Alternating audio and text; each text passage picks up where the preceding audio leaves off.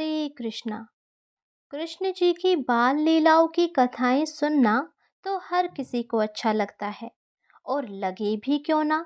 आखिर हमारे नटखट कन्हैया हैं ही इतने शरारती कि हर कोई उनकी शरारतों पर मंत्रमुग्ध होकर उनसे प्यार करता है। इस जन्माष्टमी के पावन उपलक्ष्य पर हम भी आपके लिए लड्डू गोपाल जी की बाल लीलाओं की एक कथा श्रृंखला लेकर आए हैं, और एक लीला तो हमने आपको सुना भी दी है। आज बारी है एक अन्य लीला की।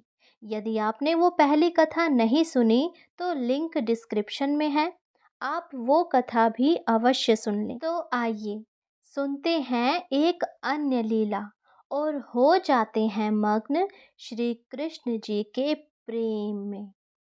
प्राचीन समय की बात है। एक बार इंद्रदेव को अभिमान हो गया। तब लीलाधारी श्री कृष्ण ने एक लीला रची। एक दिन श्री कृष्ण ने देखा कि सभी ब्रजवासी तरह तरह के पकवान बना रहे हैं और पूजा का मंडप सजाया जा रहा है, और सभी लोग प्रातः काल से ही पूजन की सामग्री फल एकत्रित करने में व्यस्त हैं। तब श्री कृष्ण ने यशोदा मैया से पूछा, मैया, ये आज सभी लोग किसके पूजन की तैयारी कर रहे हैं? इस पर मैया यशोदा ने कहा, लल्ला, सभी ब्रजवासी इंद्रदेव की पूजन की तैयारी कर रहे हैं। तब कन्हैया ने कहा कि सभी लोग इंद्रदेव की पूजा क्यों कर रहे हैं मैया? तो माता यशोदा ने उन्हें समझाते हुए कहा, क्योंकि इंद्रदेव वर्षा करते हैं और इस वर्षा से ही अन्न की पैदावार अच्छी होती है, और साथ ही वर्षा के बाद चारों तरफ हरी हरी घास, पेड़ पौधे, फूल, सब कहीं हरियाली हो जाती है, जिससे हमारी गायों को चारा प्राप्त होता है। तब श्री कृष्ण ने कहा, वर्षा करना तो इंद्रदेव का कर्तव्य है ना।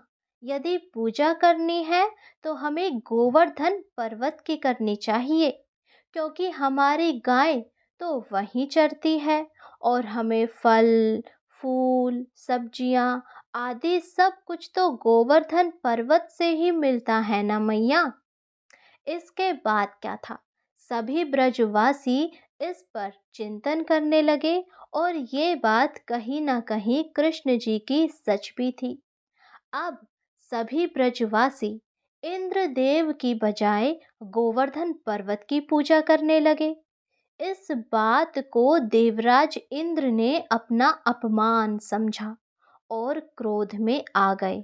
अब इंद्रदेव का क्रोध इतना प्रचंड था कि क्रोध में आकर प्रलयदायक मूसलाधार वर्षा शुरू कर दी, जिससे हर ओर त्राही त्राही होने लगी। सभी अपने परिवार और पशुओं को बचाने के लिए इधर उधर भागने लगे। सारी झोपड़ी, घर, गाय भैंस पानी में तैरने लगे। तब ब्रजवासी कहने लगे कि ये सब कुछ कृष्ण की बात मानने के कारण हुआ है। अब हमें इंद्रदेव का कोप तो सहना ही पड़ेगा।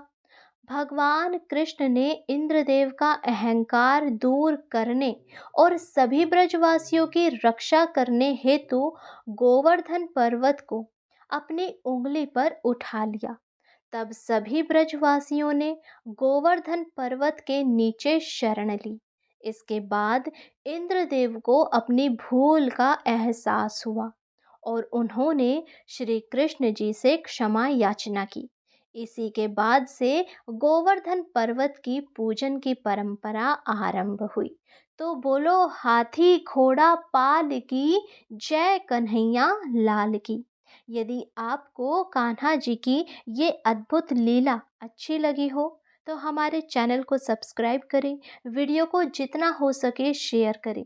ये कान्हा जी की लीलाएं और ये कथाएं सुनकर सबको आनंद मिलता है, चाहे बच्चे हो, बड़े हो या फिर कोई भी हो।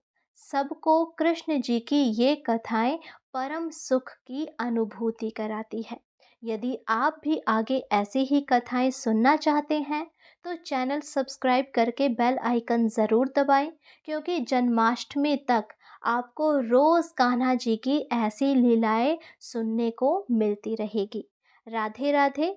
हरे कृष्णा।